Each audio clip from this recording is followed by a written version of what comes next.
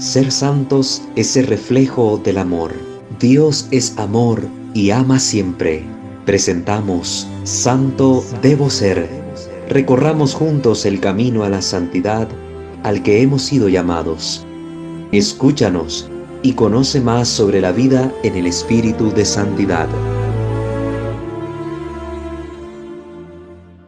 Sean bienvenidos a una transmisión más de su canal Santo Debo Ser, que por la gracia de Dios permite semana tras semana este encuentro formativo en materia espiritual.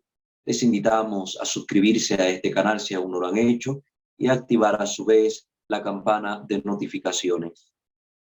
También les recordamos que tenemos otros dos canales donde igual compartimos temas formativos en materia litúrgica, misterio de fe, y en materia doctrinal o apologética, creo, Señor, yo creo. También tenemos nuestra fanpage en Facebook, @WalterFajardo20. Todo esto ustedes pueden encontrar los enlaces a estas plataformas mencionadas en la descripción de cada uno de los videos. Vamos pues a comenzar nuestra formación de hoy poniéndonos en la presencia de nuestro buen Dios. In nomine Patris et Filii et Spiritus Sancti. Amén. Señor Dios nuestro, te bendecimos, te adoramos, te glorificamos y te damos gracias porque nos permites una vez más reunirnos para continuar nuestro proceso formativo. Te pedimos, Señor, que tu Santo Espíritu guíe nuestras palabras y nos conceda la gracia de un auténtico discernimiento para poder aplicar estos conocimientos aquí adquiridos de forma tal que beneficie nuestra vida personal, la de nuestra familia y la de nuestra comunidad cristiana.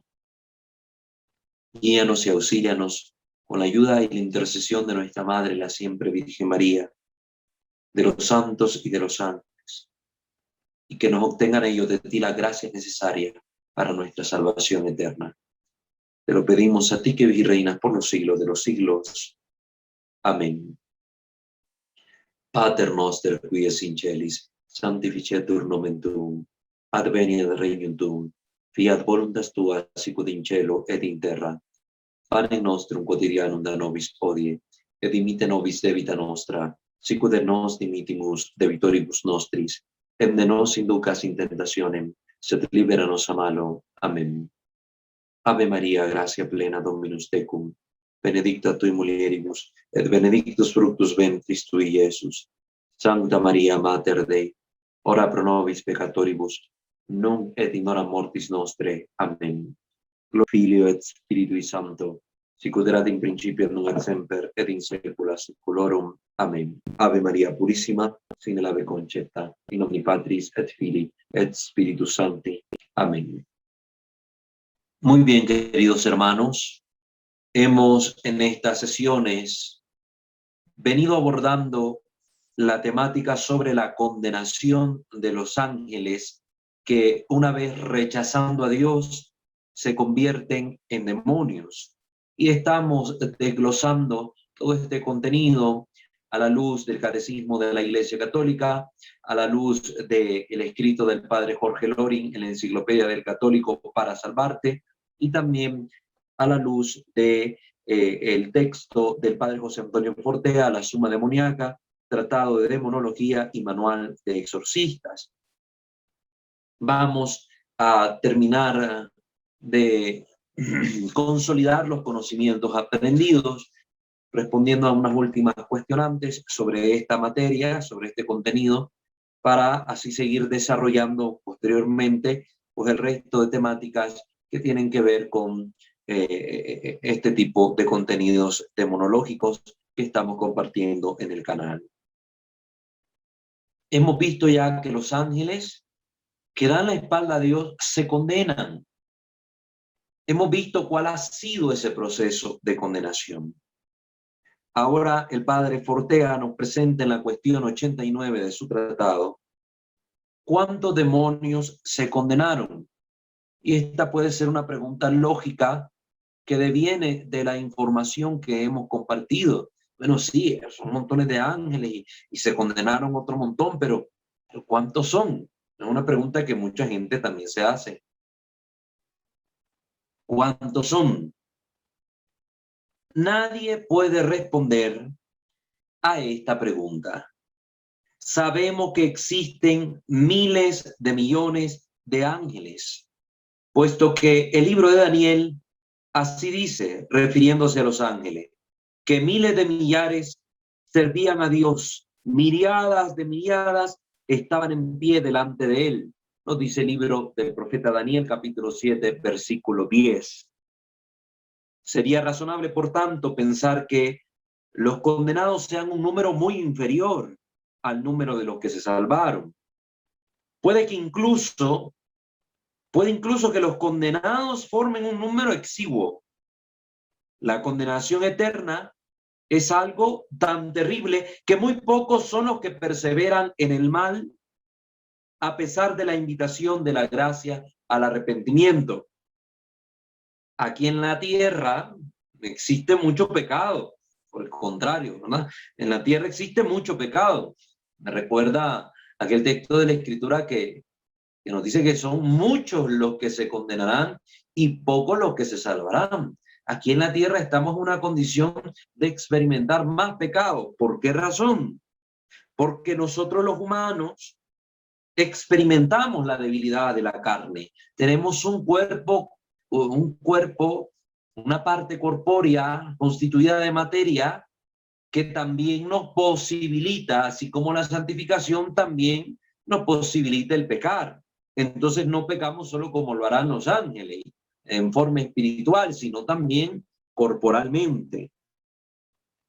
Entre las filas de los ángeles hubo menos pecados, pues en ellos no existe la concupiscencia de la carne, esa inclinación hacia los deseos, hacia las pasiones. Por el contrario, aunque entre los ángeles existió un número menor de pecados, los pecados que fueron más intensos y más culpables, los pecados que hubo fueron más intensos y más culpables, pues no existía el aliciente de las pasiones corporales. Por eso, aunque hubieron menos pecados, aunque menos ángeles cayeron, los pecados que se llegaron a cometer sí fueron más intensos, más grandes, sobre todo porque eran más inteligentes que nosotros. Y se supone, se esperaría de ellos una forma de razonar más de acuerdo a su tipo de inteligencia. Pero como vimos precisamente, esta inteligencia tan grande les lleva a través de la duda a un razonamiento que les hace ensoberbecerse hasta el punto de sentirse dioses de sí mismos. Podríamos decir que entre los ángeles los pecados fueron menos abundantes, pero más demoníacos, más terribles, más atroces. Mientras que en este mundo los pecados son más abundantes, pero menos intensos, pues proceden en su mayor parte de la debilidad, de esa debilidad que estamos llamados también a combatir y a no excusarnos en ello, como suele oírse muchas veces por ahí, personas que comentan, ay hermano, ay padre, ay al obispo ahí le dice, es que la carne es débil y se excusan bajo esa frase que ciertamente está en los evangelios, para así permitirse cualquier tipo de pecado, darse licencia de obrar de cualquier manera posible. Y se les olvida que junto a ese versículo continúa la palabra diciendo, pero el espíritu es fuerte. Y quien está con Dios, quien recibe su gracia, puede con su auxilio resistir a esas inclinaciones y debilidades muy naturales que están presentes en la vida hasta de los más grandes santos, hasta en la vida de los más grandes santos, con excepción de la Santísima Virgen María.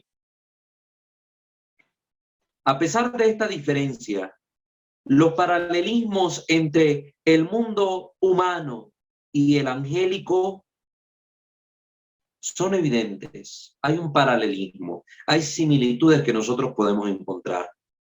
La evolución de la santidad o de la iniquidad son similares, aunque no idénticas. Igual para los santos se santificaron, para los ángeles se santificaron más los que perseveraron más en la gracia, como se demonizaron más los que perseveraron más en el pecado. Lo mismo en contraposición con el mundo humano. Se santifican más aquellos que perseveran en la práctica de la voluntad divina auxiliados por su gracia. Y se endemonizan más los seres humanos a medida que se alejan del camino del Señor, de la voluntad de Dios, y arrastrados por sus pasiones, cometen cualquier género de pecado. Podemos comprender cómo es la psicología de un demonio, pues algunos hombres entre nosotros llegan realmente a ser como demonios.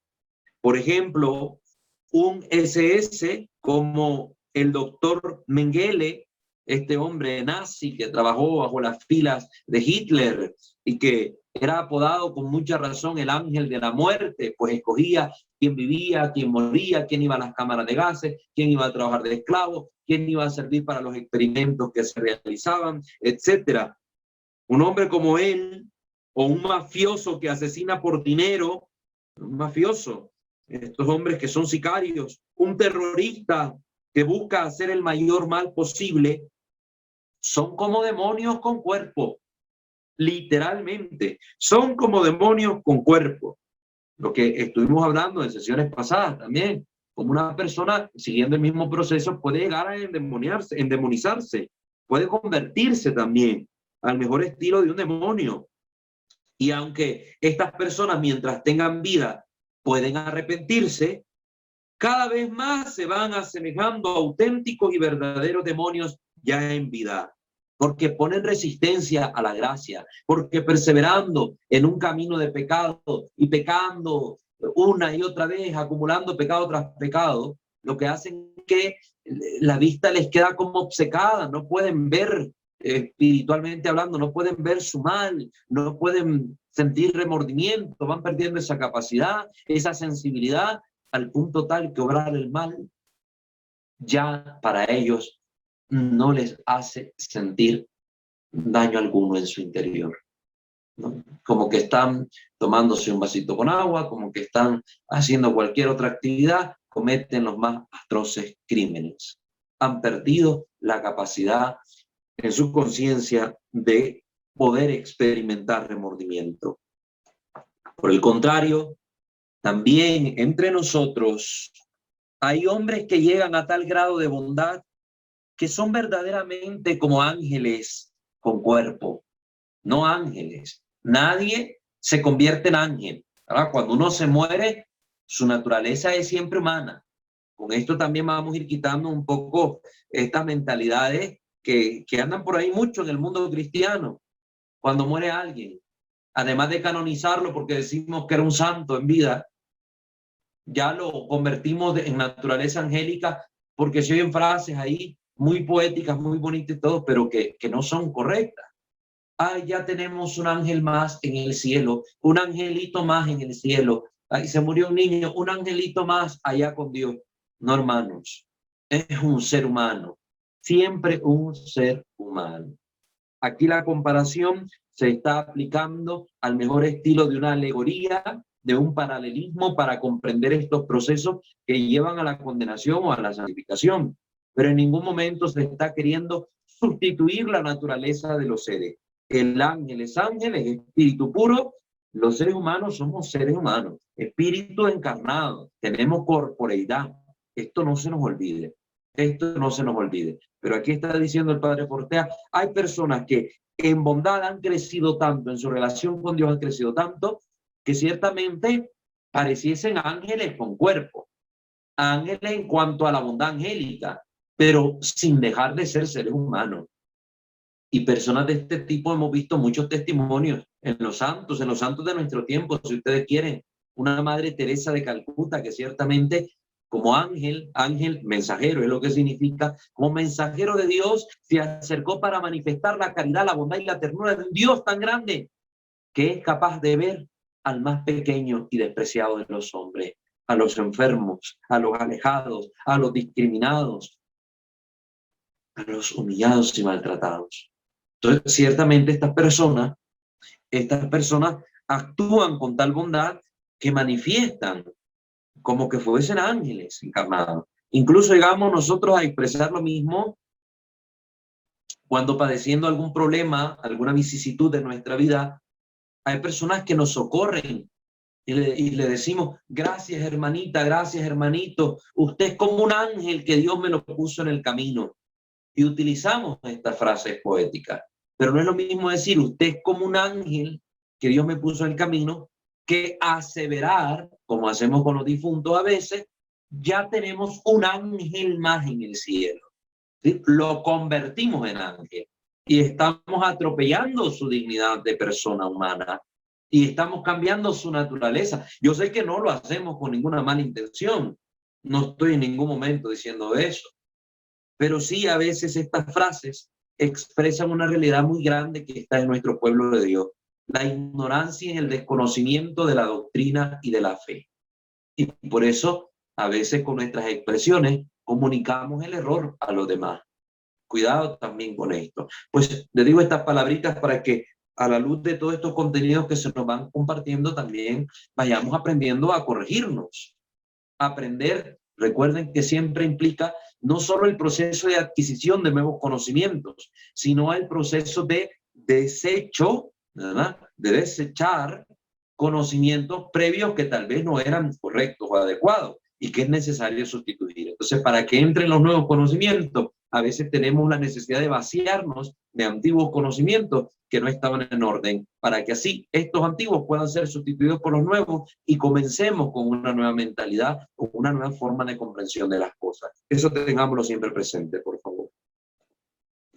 Como se ve, la iniquidad, inicuo, injusto, la injusticia, la maldad, así se expresa en la Biblia, la maldad, la iniquidad como la santidad llega en algunos hombres a un grado tan alto que tanto la condenación como la beatitud ya comienzan en vida, cosa que expresamos también en las sesiones pasadas. Ya en esta vida podemos experimentar hasta cierto punto la gracia del cielo. ¿Cuántas almas llenas de bondad y de presencia de Dios tienen experiencias tan propias del cielo como los místicos, por ejemplo?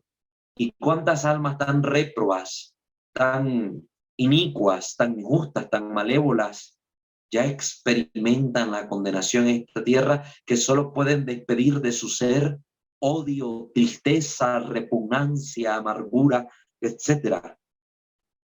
Conocemos de todo este tipo de personas. Pues ya hay hombres que viven en un verdadero odio y rabia continua, tal como si ya estuviesen en el infierno, así como otros ya viven inmersos en un verdadero abismo de amor. En cierto modo, la eternidad no es otra cosa que la continuación en ese estado en el que cada uno se puso. Miren cómo aprecia, cómo ve o cómo presenta la eternidad el padre Fortea, como una continuidad de experiencia de estos estados que uno previamente ha elegido. Y es que ciertamente es así, hermanos. Por eso yo, por ejemplo, cuando le estoy predicando a la gente y me encuentro con estas comunidades que son bastante frías, que no responden en la misa, que nunca saben nada de la fe, yo siempre les pregunto, ¿realmente ustedes quieren ir al cielo? Porque ir al cielo es estar con Dios. Y ustedes ni a misa vienen, y la misa hace presente al cielo y en la tierra. ¿Para qué entonces quieren ir al cielo si no quieren venir ni siquiera una hora a la semana a estar con Dios en el santo sacrificio de la misa? Ahí están los pensamientos incongruentes que están presentes en nuestro pueblo cristiano, queridos hermanos. Si el cielo va a ser continuidad de esa experiencia de Dios, que yo ya puedo empezar a vivir desde esta tierra, pero yo elijo no hacerlo en esta tierra, ¿para qué? Disculpen la expresión, ¿para qué carajo yo quiero ir al cielo?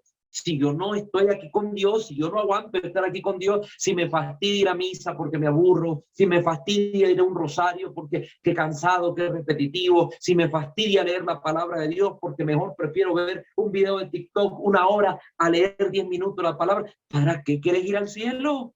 Si el cielo es eternidad, estar en la gracia de Dios, en la presencia de Dios, como ya incipientemente lo experimentamos en esta tierra, a través de los sacramentos, a través de la oración, a través de la palabra, etcétera. Entonces, con esto yo entro en plena consonancia con el Padre, en plena consonancia. Para los santos, la eternidad será ese amor que ya tienen más Dios, ese amor que ya tienen más Dios, ese amor a Dios aumentado, ese amor a Dios experimentado de una forma única. La eternidad será ese goce pleno del amor de Dios en sí. Para los condenados, la condenación será dejarles por la eternidad en ese estado que ya tienen en la tierra, que ya han elegido con sus actos libremente, en su voluntad y en su mente escogidos. Eligieron el mal, eligieron dar la espalda a Dios. Ahí está. La condenación va a ser la prolongación en la eternidad de esa elección del mal que ellos ya habían realizado en esta vida. Así de sencillo. Cielo e infierno ya comienzan en la tierra. Y Jesús esto nos lo hizo ver muy claramente en el Evangelio. Conviértanse, el reino de los cielos ya está acá, está entre ustedes, aquí mismo, aquí en la tierra podemos experimentarlo. Y la iglesia de Dios es el establecimiento del reino de Dios aquí en la tierra. Eso es la iglesia también. Por eso es sacramento universal de salvación. Por eso es capaz de acercar a los hombres a Dios, especialmente cuando los hombres de iglesia somos coherentes con lo que predicamos y se supone que creemos, especialmente. Entonces, volviendo a este interrogante, ¿cuántos demonios son los que se condenaron? Muchos, muchísimos. Hay escritores eclesiásticos a lo largo de la historia que han querido ver incluso una respuesta a la pregunta de cuántos ángeles se condenaron en el versículo que se encuentra en el capítulo 12 de Apocalipsis, el versículo 4, donde se dice que el dragón barrió con su cola la tercera parte de las estrellas del cielo y las lanzó a la tierra. Entonces, muchos escritores eclesiásticos, muchos exorcistas incluso, ven en ese número un aproximado, ¿no? Un aproximado. La tercera parte de los ángeles del cielo cayó arrastrada por esta mentira de Satanás, por esta duda de Satanás, por este pecado de Satanás. El padre Portea da su interpretación personal también a esto, diciendo que él interpretaría este versículo como que en un primer momento se dejaron seducir por las razones de Satanás una tercera parte de los ángeles del cielo. Pero después, en su opinión, como recalca acá, muchos volvieron gracias a la gran batalla que hubo en los cielos. Según él, según su óptica, pues esta barrida de ángeles que hizo el dragón con su cola fue a través de la mentira que los arrastró en esa revuelta contra Dios, pero que en esa batalla que se entabló con Miguel, donde ya vimos que fue una batalla de estilo intelectual, donde argumentaron unos en pro y otros en contra, pues ahí otra parte retornó. Entonces, realmente a ciencia cierta no lo sabemos. No sabemos cuántos ángeles hay en el infierno. Y por acá, me imagino que más adelantito o despuesito tocaremos ese punto, pero por acá, en el mismo tratado, en esta misma suma demoníaca, el padre comenta por otro lado que, sobre todo en estas corrientes New Age, a veces aparecen libros con listados y listados de demonios y números de cuántos demonios están en el infierno, que cuántos en tal estado, que cuántos en tal círculo, que cuántos en no sé qué. Todas esas listas son inventadas. Esos nombres y esas listas que aparecen ahí. Inventadas. Una buena cantidad de nombres los conocemos en la iglesia gracias a la Sagrada Escritura. Otros cuantos nombres los conocemos por los exorcismos, pero no podemos nosotros sacar una lista oficial de cuántos demonios están en el infierno condenados, cuántos demonios son, su número, nada de eso. Ni siquiera los místicos han tenido la revelación del número exacto de cuántos demonios están en el infierno, ni cuántos ángeles están en el cielo. ¿Por qué? Es un dato que no es necesario para nuestra salvación. Es un dato superfluo. Es un dato superfluo, es una pérdida de tiempo, como habían a veces discusiones teológicas en la Edad Media que eran pérdida de tiempo reales. Se preguntaban algunos teólogos, ¿cuántos ángeles alcanzarán en la punta de un alfiler? Son preguntas superfluas que no tienen necesidad de ser respondidas porque aunque se les respondiera, no aportan nada a nuestra salvación, no aportan nada a nuestro proceso de conocimiento y amor a Dios y simple y sencillamente representan una pérdida total de tiempo. Entonces, ¿cuántos ángeles se condenaron? Muchos, muchísimos, pero no sabemos el número exacto. El dato más aproximado que tenemos en la Escritura es que una tercera parte de los ángeles del cielo cayeron con Satanás, fueron arrastrados por la mentira del demonio. Es el dato más aproximado que tenemos, pero aún así no es un dato justo que diga tal número. Continuando, miremos ahora la cuestión 90. ¿Por qué no aniquila Dios al demonio? ¿Por qué no lo aniquila? Si tanto nos friega la vida, si tanto mal nos hace, si tanto mal le hace el mundo, ¿por qué Dios no viene y con un tronar de dedos, al mejor estilo de la película de Avengers, viene y elimina al demonio y a todos los demás demonios? ¿Por qué?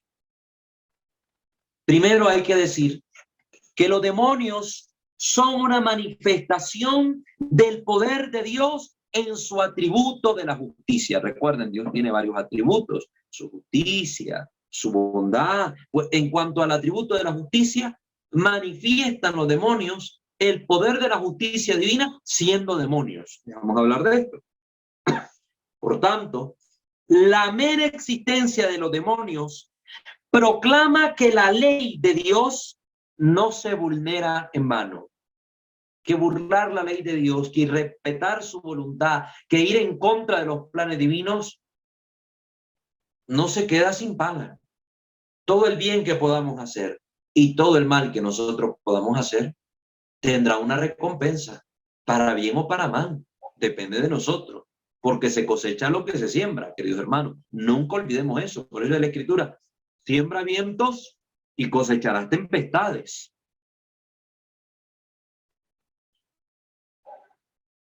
Los demonios son una prueba de que la santidad de la Trinidad es inviolable, que el que viola esa santidad se deforma a sí mismo, transformándose en demonio.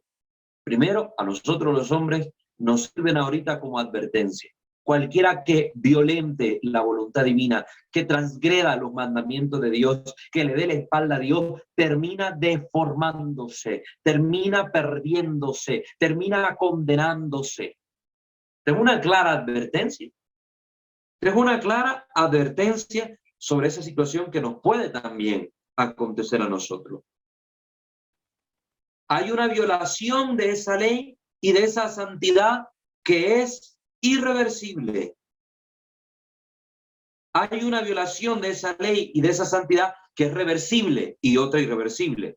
Pero si la voluntad opta por no retornar de esa transgresión, entonces la deformación se vuelve eterna. Claro, si yo estando en vida tengo la oportunidad de convertirme, transgredí esta ley de Dios, pues Dios es misericordioso y me perdona atendiendo a este acto de voluntad sincero y real, de arrepentimiento auténtico, que nosotros tenemos la oportunidad de hacer aún en el momento de la muerte por la pura misericordia de Dios. Pero como no conocemos el momento de nuestra muerte, no vivamos atenidos a que cuando me esté muriendo va a venir un sacerdote y me va a absolver, me va a dar la indulgencia, o que yo... No podemos vivir atenidos porque nadie conoce el momento, la hora, nadie lo conoce. Yo solo sé y vivo con la confianza, como han dicho los santos, de saber que Dios conoce la hora de mi muerte, que conoce el lugar, que conoce las circunstancias. Dios lo sabe y todo cuanto me pase, me pasará si es su voluntad. En eso yo estoy tranquilo.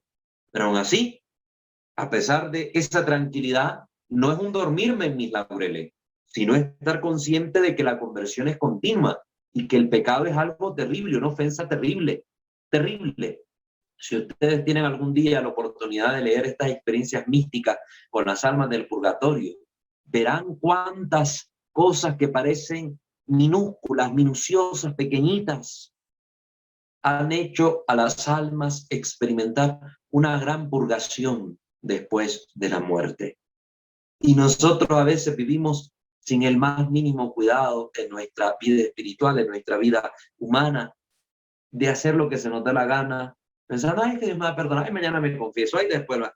Y al final hacemos las cosas a veces hasta por rutina, la confesión hasta por rutina. No hay ese verdadero sentimiento de contrición, ¿no?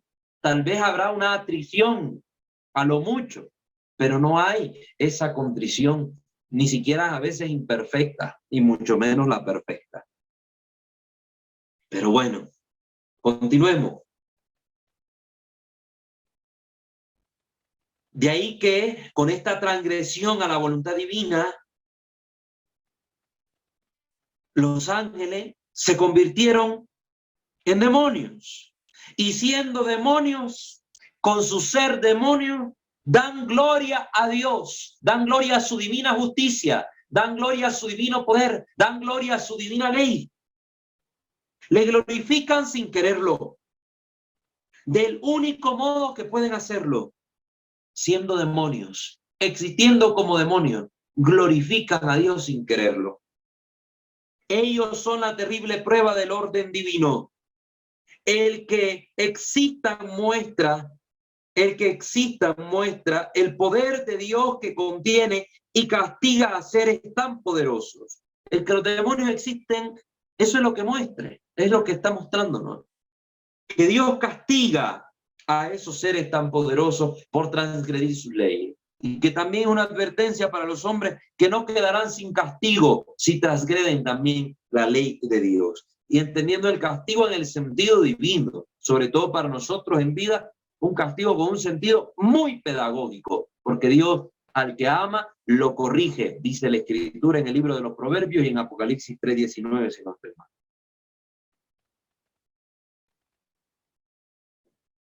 La existencia de los demonios también es una muestra de la santidad divina, pues en la historia de cada uno de ellos está el que Dios como un padre les llamó tantas veces al arrepentimiento. Su existencia muestra también la sabiduría de Dios, la sabiduría de su orden, un orden en el que hasta ellos tienen cabida, hasta los demonios tienen cabida en ese orden y tienen una función también en el plan divino y glorifican a Dios manifestando también su sometimiento al poder divino, como pasaba con Jesucristo. Cuando en esta tierra realizaba los exorcismos y la gente se admiraba, pero ¿quién es este hombre que tiene poder hasta para expulsar demonios? Y ellos se someten, le obedecen. Ahí también glorificaban a Dios y su divina sabiduría que les permite a ellos tener también un lugar en todo este orden. Mejor que nunca jamás hubieran existido demonios. Pero la creación es más rica, más variada, con la existencia de este tipo de entes maléficos. Lo preferible hubiera sido que no existieran, pero ya vimos, explicando las razones de la prueba, de por qué existen los demonios. ¿Por qué existen? Hasta los seres deformes enriquecen la creación con su mera presencia. Aún en medio de su deformidad, aún en medio de su fealdad como demonios, enriquecen también la creación. Por ejemplo, explica el padre acá, una catedral no sería más bella si nosotros arrancáramos sus seres monstruosos e híbridos esculpidos en sus capiteles, sus gárgolas. Mucha gente que se pregunta, ¿verdad? Ay, pero ¿por qué en la iglesia ponen esos monstruos tan horrorosos ahí en las paredes? Pues primero hay que saber todo su significado. Recuerden que las gárgolas primero tienen una función práctica. Son desaguaderos naturales que se construyen en esos edificios para que ahí el agua que se acumula en los techos encuentre un cauce de salida, en primer lugar. De hecho, la palabra gárgola se deriva del verbo que significa gárgara, precisamente ese contener agua en la garganta y regurgitarla. Ahora, también el significado de esas gárgolas, las gárgolas están en dirección hacia afuera del templo. Se manifiesta que en ese lugar santo, cuando se realiza el acto sagrado, que es la Santa Misa, los demonios tiemblan, huyen, se alejan. Claro, los demonios pueden entrar al templo e intentar, pero cuando se realiza el santo sacrificio, se manifiesta aquel momento en que Jesús venció en la cruz del Calvario el demonio, los demonios huyen no resisten esa presencia divina. Por eso es que aparecen también estas gárgolas en dirección hacia afuera de las iglesias, mostrando que ahí está la santidad de Dios y que la santidad de Dios, si se vive con congruencia, si se vive lo que la fe invita, repele al demonio, aleja al demonio. También se introducen muchas veces estas imágenes de las gárgolas en aquel tiempo, en el medioevo, en estas catedrales góticas hermosas, ya que se atribuye estas figuras, estos seres, a una leyenda vinculada a la vida de San Román, obispo de Rouen, que sometió a un dragón llamado Gargouille al mostrarle la cruz de Cristo. El santo decidió colocar la cabeza del monstruo en los muros de la catedral para dar una advertencia. El mal acecha afuera y solo se vence con la cruz de Cristo. Es una leyenda romántica que está presente en la vida de este santo y que tiene este sentido también, enseñarnos esta verdad. El mal acecha afuera y solo se vence con la cruz de Cristo. Y en el templo se realiza, se actualiza, se conmemora el sacrificio de la cruz de Cristo. Y por eso estos demonios huyen, ¿no? Para que tengamos eso presente. Entonces una catedral no sería más bella si le arrancáramos estas estatuas de la gárgola. No por esculpir solo seres bellos es más bella una catedral gótica o un espacio sagrado.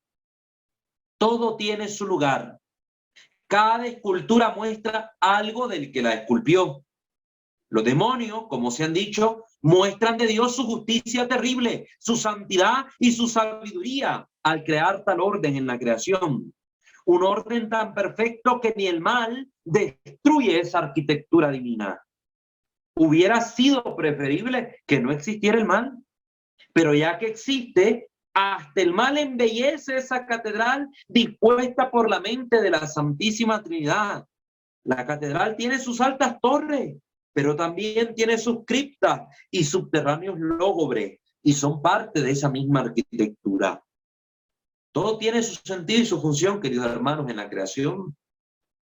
Lo dicho puede parecer un poco poético, muy poético si quieren, pero hay momentos en que la teología solo puede expresar con poesía ciertos conceptos.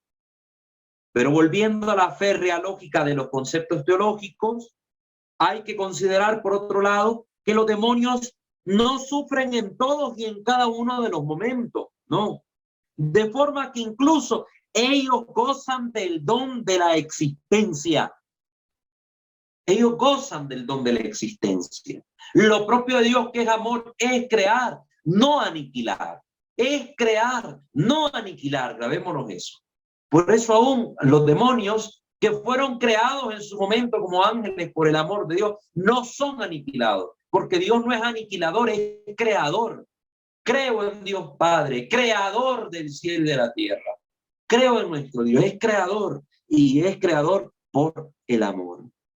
Por el amor. Entonces, la existencia es un don del amor de Dios, y aún sufriendo en muchos momentos, aún viviendo una vida lejos de Dios, los demonios gozan del grado más bajo de felicidad. Ese grado más bajo es la felicidad de existir.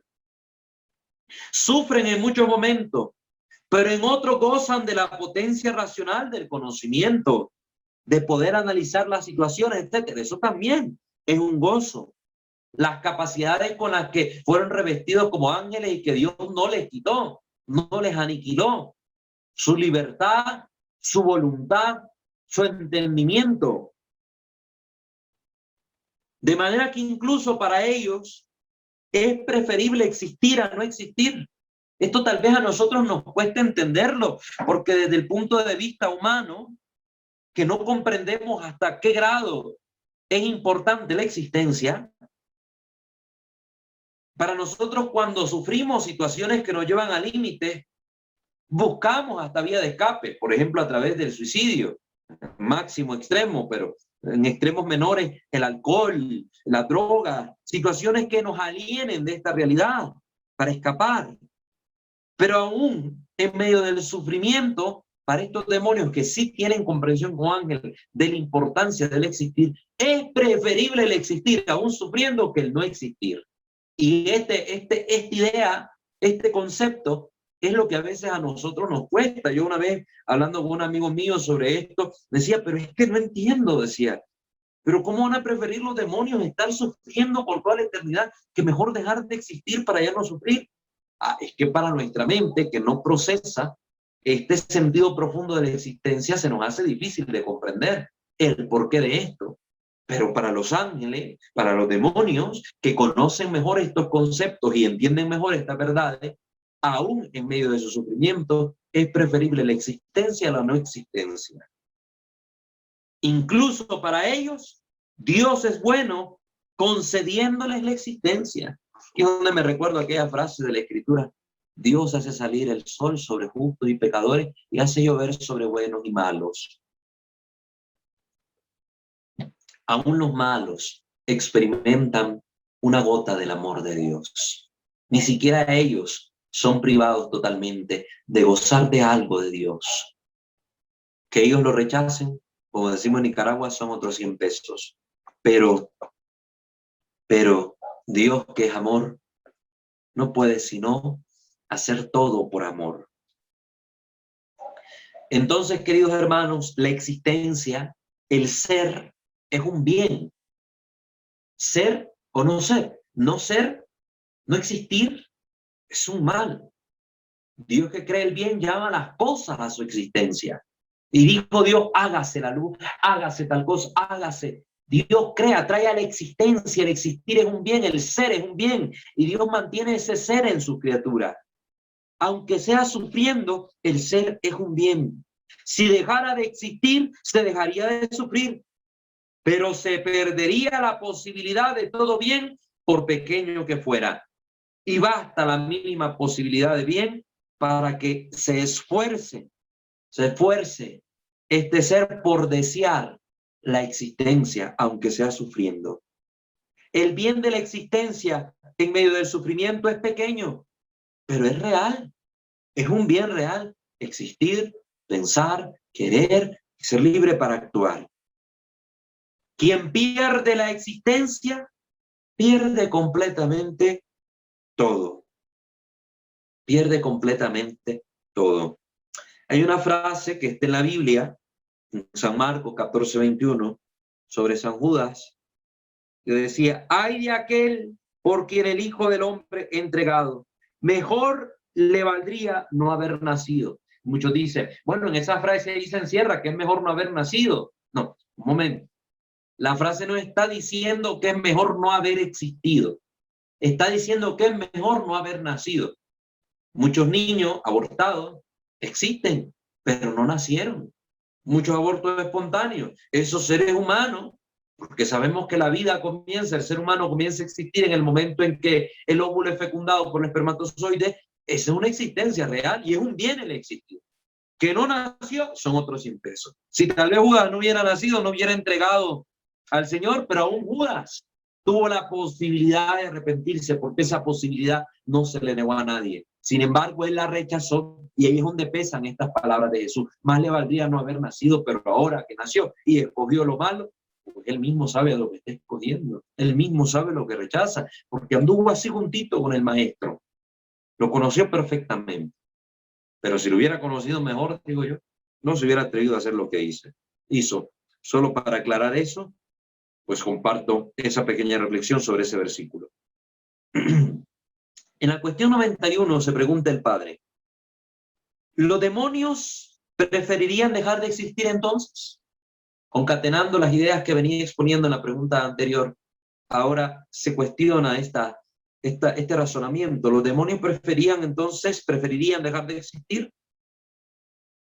Los siglos de los siglos se suceden en los demonios sin esperanza alguna.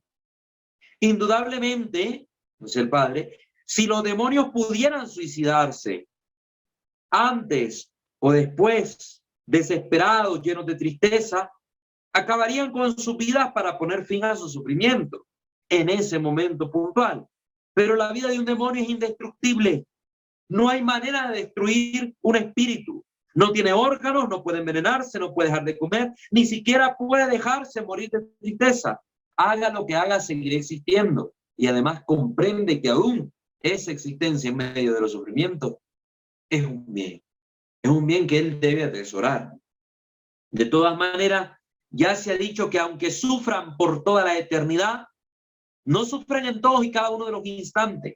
De manera que aquellos que aunque ellos no lo reconozcan, su existencia es un don de Dios. Y aunque una y otra vez caen en actos de odio, de reproche, de remordimiento, el resto del tiempo conocen y gozan de una existencia natural, la de su propia naturaleza angélica.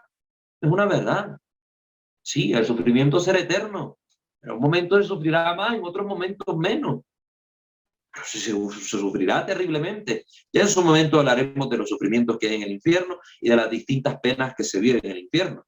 Ahorita no, ahorita no. Como ustedes ven, todos estos temas nos llevan a una cosa tras otra y se va conectando, y cuando miramos decimos, ala, pero ¿cuántos capítulos llevamos ya? Y sentimos que estamos enteros. Pues hermano, así es la fe. Es un hondo océano repleto de riquezas que uno se muere y no termina de conocer. No basta una vida para conocer todas estas verdades y maravillas que hay en la iglesia. Por eso, si no estoy mal, el gran filósofo Sócrates fue el que dijo, cambiaría todo lo que sé por todo aquello que ignoro, porque siempre es más lo que no conocemos que aquello que sí conocemos. Y así nos pasa también en la fe. Nosotros sigámosle hasta donde podamos, sigámosle. ¿Verdad? Que mientras Dios nos preste vida, sabiduría y los medios, pues aquí estaremos. En la cuestión 92 se pregunta el Padre, ¿es peor la condenación de los demonios o la de los hombres? Una pregunta que todos nos podríamos plantear. A ver, ¿quiénes van a sufrir más? ¿Quiénes van a experimentar de forma peor la eterna condenación? ¿Los hombres o los ángeles? Porque los ángeles eran más sabios que los hombres, eran más inteligentes, entonces ellos merecen un mayor castigo. ¿Qué responde el Padre Fortea? Depende. Y viene la pregunta. Depende. Hay hombres que han cometido pecados peores que los cometidos por algunos demonios. Recuerden que hay distintos niveles de demonios. Hay demonios que son peores. Ya vamos a ver también la zoología demoníaca para que miremos un poco que hay graduación también entre los demonios. Hay jerarquía, por decirlo de forma más correcta. Hay demonios que pecaron más y demonios que pecaron menos. Entonces, dice el Padre Fortea, hay hombres que han cometido pecados peores que los cometidos por algunos demonios. De la misma manera que hay hombres que están más alto en el cielo que algunos ángeles. Por ejemplo, la mismísima Santísima Virgen María, que está por encima de todos los ángeles, la criatura más excelsa, y es la reina de todos los ángeles. Y no es ángel, es un ser humano, pero está por encima de todos ellos. ¿Recuerdan cuando los hijos creo que fueron los hijos del Zebedeo, que llegaron y le preguntaron al Señor, permítenos sentarnos uno a tu derecha y otro a tu izquierda, cuando estés en tu reino, cuando venga tu reino? Y el Señor respondió, no, no, no. Esos lugares mi Padre ya los tiene reservados, uno a la derecha y uno a la izquierda. Ya los tiene reservados. Y no era para ángeles. No era para ángeles. Sabemos que a la derecha está la Virgen, porque se cumple toda la profecía mesiánica de los reyes en Jesús. Jesús es el nuevo rey de Israel. Quien se sentaba a la derecha del trono del rey era la reina, y la reina en el tiempo de los reyes de Israel es la madre reina, como pasó con el caso de Salomón y su madre Betsabé, que tenía el trono de la reina madre a la derecha del rey. Por eso el Salmo 44 canta, de pie a tu derecha está la reina enjollada con oro de Ofir. Entonces sabemos que a la derecha de Jesús está su santísima madre, a la izquierda, pues yo no lo sé. Yo no lo sé. Supongo que San José, su padre putativo, o no sé, algún otro santo con méritos mayores, no lo sé, si es que lo haya, ¿verdad? Pero por revelación sabemos que la Virgen Santísima está a la derecha de su Hijo. Entonces, hay seres humanos que están más altos en el cielo que algunos ángeles. El pecado, tanto como la virtud, no dependen de la naturaleza, sino esencialmente de la voluntad. Tanto el pecado y la virtud también, ambos dependen de la voluntad, no de la naturaleza. No es porque ya, ay, yo fui creado ángel, entonces voy a ser lo más santo. No, si vimos que todos fueron creados ángeles, buenos en el principio, y que estos mismos se deformaron y llegaron a ser demonios, una parte de ellos. Entonces, no depende de la naturaleza el ser virtuoso o ser réprobo, depende de la voluntad. De la misma manera que aquí en el mundo, una persona sin cultura y sin poder puede pecar mucho más intensamente que un gobernante poderoso o que un profundo y reputado filósofo.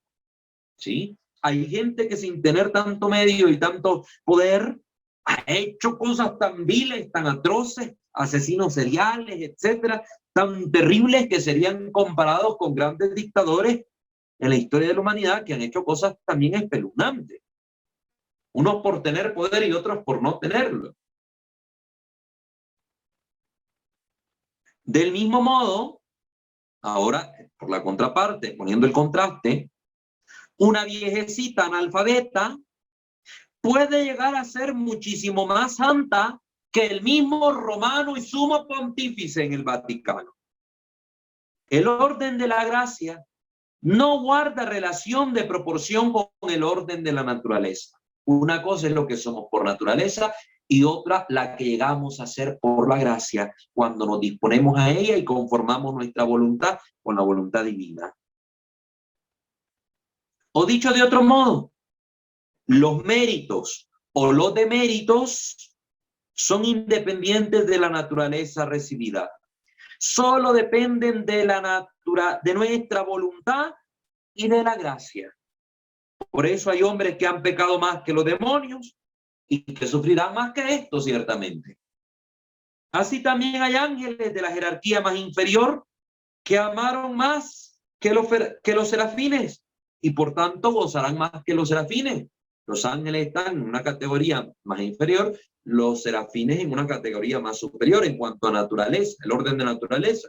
Pero estos que estaban aquí abajo amaron más a Dios, se dejaron llenar más por la gracia de Dios, que gozan más de Dios y están más arriba en el orden de la gracia que lo que estaban en el orden de la naturaleza. Entonces, esto es lo que acontece. Estas preguntas curiosas es bueno que las contestemos, es bueno que las tengamos presentes y que pensemos un poquito al respecto. Miren cuántas cosas se aprenden. Apenas contestamos unas cuantas preguntitas y se aprende mucho al respecto. Próxima sesión continuaremos respondiendo estas preguntas que aunque versan sobre el mismo tema, pero van aportando cada una un aspecto nuevo, un aspecto sabroso, un aspecto positivo que nos permite ir entrando más en las complejidades de estos temas. Espero en Dios que cada sesión a ustedes les vaya aportando algo, les vaya aportando, que no lo sientan repetitivo, que no lo sientan cansado, porque miren, cuántos capítulos llevamos hablando de la condenación de los ángeles y cada vez se nos aporta un nuevo conocimiento, cada vez le sumamos algo más. Parece mentira, pero así es. Entonces hay que ponernos las pilas y estar siempre dispuestos a aprender y a continuar la formación. Pero yo siempre digo, quien está derrotado, quien ha perdido, es el que ha dejado de perseverar. El que sigue luchando, el que sigue intentando, pues tiene la victoria asegurada. El que no, ya perdió, ya perdió. Muy bien, hasta ahí vamos a dejarlo, hasta esta pregunta en el curso de hoy. Vamos a invitarles siempre a suscribirse a este canal y a activar la campana de notificaciones si no lo han hecho, que puedan visitar nuestros otros dos canales, Ministerio de Fe y Creo Señor Yo Creo, y también visitar nuestra fanpage en Facebook, @WalterFajardo20, para que puedan ustedes dar like y formar parte de nuestra comunidad formativa y evangelizadora. Entonces, son invitados siempre a estar pendientes de las publicaciones que hacemos en nuestras redes, porque ahí también les compartimos material que nutre su fe católica. Muy bien.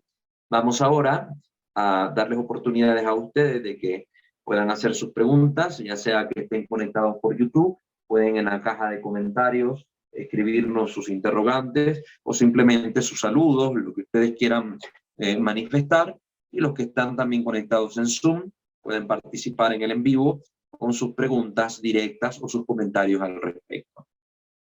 Les escucho, activamos los micrófonos. No sé, hermana Naipi, si ya hay algún comentario en YouTube. Sí, hay un comentario en YouTube. Ah, dice, de Elizabeth Mendoza, buenas noches a todos, hermano Walter. Hay un libro de María Sima que precisamente habla de las almas del purgatorio y me parece que conoció a San Juan Pablo II y le comentó varios testimonios de ello. Y qué maravilloso es el libre albedrío con el que Dios nos dotó. Hay de nosotros cómo y para qué lo usemos, hacia dónde nos inclinamos. Gracias por sus enseñanzas y paciencia, hermano Walter.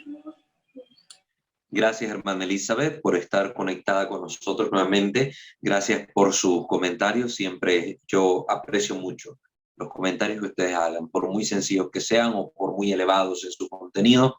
Siempre los agradezco porque demuestra el interés que están poniendo en estos cursos, que están poniendo en estos contenidos que se comparten. Créanlo, eso también se agradece. Eso también se agradece porque uno también le invierte tiempo a esto. No crean que venir y sentarse aquí solo es leer. No, uno tiene que investigar, tiene que nutrirse con múltiples fuentes, indagar, hacer todo un proceso de adquisición de conocimiento para sintetizar ese conocimiento en unos cuantos minutitos. Entonces, hay todo un trabajo detrás que yo espero les sea útil. Ahora no me estoy echando flores ni es lo que quiero hacer, pero sí decirles que detrás de cada horita, de cada sesión, hay todo un trabajo que se realiza previo y que conlleva un esfuerzo, un trabajo que se ve recompensado hasta cierto punto a través de los comentarios de ustedes, pero sobre todo con la oración que ustedes hacen por nosotros, para que Dios nos siga iluminando y dando sabiduría para poder formar al pueblo santo de Dios, que es nuestra misión, es nuestro deber y por el cual deberemos responder también ante Dios. Así que gracias, hermana Elizabeth, y claro que sí, pues ahí está María Sigma, lean los testimonios que recoge esta vidente también, para que ustedes pues eh, lean y se informen un poco sobre estas verdades que les decimos sobre el purgatorio, que a veces no tenemos ni tan presente en nuestra mente. Muy bien. David Arturo pregunta que si podría repetir la frase de Aristóteles que dijo hace un momento, por favor. Si no estoy mal, es de Sócrates, ¿verdad? Si no estoy mal, creo que es de Sócrates, que él expresaba que él cambiaría todo lo que sabe por todo aquello que ignora, porque siempre es más lo que desconocemos que aquello que conocemos. Ahí estoy eh, parafraseándolo exactamente, no sé si salga así en el internet o en el libro, pero ese es el sentido que expresa la frase, que siempre tenemos que ser humildes y darnos cuenta que debemos tener una actitud de estar siempre abiertos a aprender algo nuevo. Pues en la vida siempre hay algo nuevo que aprender, siempre. Muy bien, hermano, muchas gracias también por tu pregunta. No sé si alguien más quiere comentar algo. Buenas noches a todos. Buenas noches, hermano. ¿Qué tal? Bien, gracias a Dios. Leslie Velázquez de Canadá. Yo soy de Nicaragua, para los que no saben, ¿verdad? Em, Me llamó mucho la atención cuando explicaba, pues, de que uno mismo se va haciendo demonio con nuestras actitudes y cosas así. Se me vino también a la mente de que en Nicaragua existe, ¿verdad? Una pintura simbolizando a un demonio, de un hombre, pues, con una estructura, pues, de demonio, pues. Pero el detalle de esto es de que esa imagen, esa pintura, pues, se parece actualmente al presidente que tenemos en Nicaragua. Y lo que son los designios de Dios, ¿verdad? Cómo iluminó la mente de este hombre, pintor, que hizo esa pintura. Y para los que no saben, pues digamos, el presidente que está actualmente, él ha tenido cambios, pues, de cuando era joven y ahora que está más mayor. Y sí, digamos, la pintura que está ahí se parece actualmente al presidente. Y para algunos que no saben, pues el presidente que está actualmente le ha hecho mucho daño a nuestro país, ¿verdad? Entonces, eso pues nos ayuda a aclarar muchas cosas, ¿verdad? Que para mí, pues, los designios de Dios, pues, son que muchas veces uno no lo comprende, pero el tiempo da la razón, ¿verdad? eso quería compartir con los hermanos pues, que estamos aquí ahorita. Muchas gracias, hermano Leslie. Claro que sí, sí, eso es un dato muy curioso de una pintura que está en San Rafael del Norte, en Nicaragua, mandada a hacer por el padre Odorico de Andrea. También está ahorita llevándose a cabo su proceso para beatificarlo. Vamos a ver cómo resulta todo, Dios primero. Curiosamente hay dos imágenes.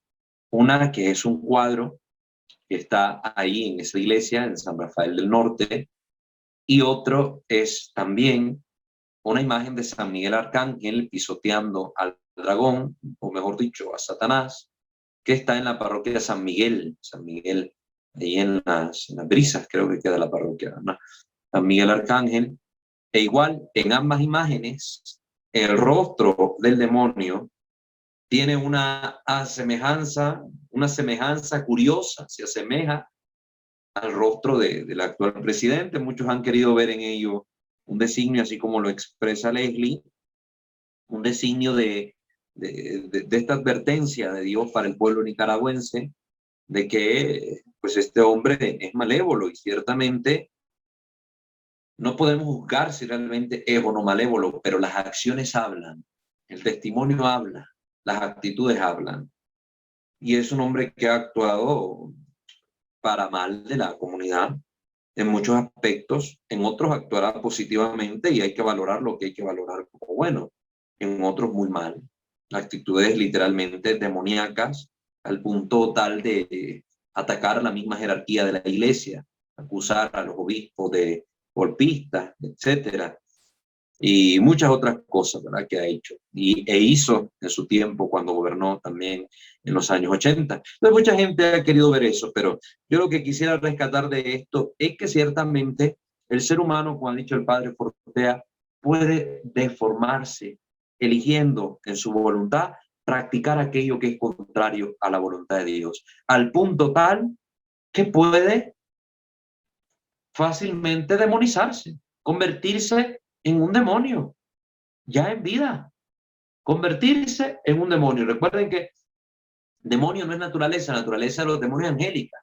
El demonio es esta actitud, esta fijación, esta elección que ha hecho un ángel, que ha hecho un ser que es contraria a la voluntad de Dios. Entonces, lo totalmente opuesto a lo que es un ángel. Entonces, hay personas que así como pueden asemejarse a lo que es un ángel, también hay personas que pueden tomar una actitud que los asemejan a los demonios también, de una actitud demoníaca. Entonces, pues, sí, sacamos a colación este dato curioso de estas dos imágenes en Nicaragua y esta comparación que se le ha hecho en muchos medios y por muchas personas al señor presidente de la República con estas dos imágenes, la de San Rafael del Norte en el cuadro del padre Odorico y con la imagen de el ángel caído que está pisando San Miguel Arcángel en la parroquia de San Miguel en las Brisas. Muy bien, hermano Leslie, gracias por tu participación también. No sé si hay alguien más que quiera comentar algo.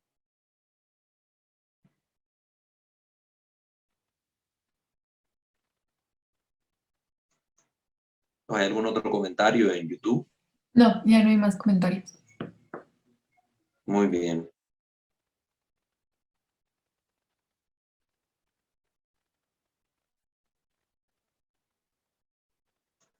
Bueno, si tampoco por acá hay ningún otro, vamos a dar por concluida la sesión de esta noche, poniéndonos en la presencia de nuestro buen Dios.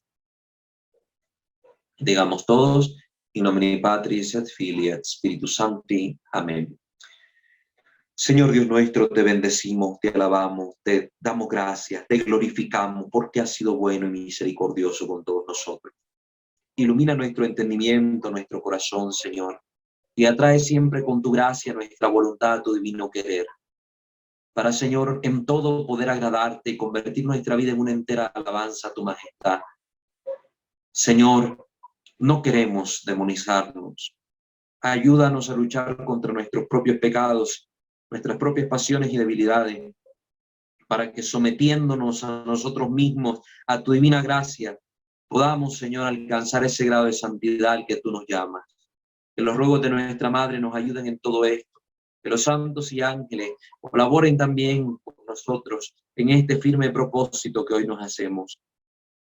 Y que tu gracia nos asista a todos, siempre a todos, Señor, para que todo cuanto realicemos redunde en alabanza y gloria tuya y en salvación nuestra. Te lo pedimos a ti que vives y reinas por los siglos de los siglos. Amén. Bajo tu amparo nos acogemos, Santa Madre de Dios. No desprecies las súplicas que te dirigimos en nuestras necesidades. Ante bien, líbranos de todos los peligros, oh Virgen, siempre gloriosa y bendita. Amén. San Miguel Arcángel, defiéndonos en la lucha. Sé nuestro amparo contra la perversidad y las acechanzas del demonio. Que Dios manifieste sobre él su divino poder, es nuestra humilde súplica. Y tú, oh príncipe de la milicia celestial, arroja en el infierno a Satanás y a los demás espíritus malignos que vagan por el mundo para la perdición de las almas. Amén. Ángel de mi guarda, dulce compañía, no me desampares ni de noche ni de día. No me dejes solo, que sin ti me perdería.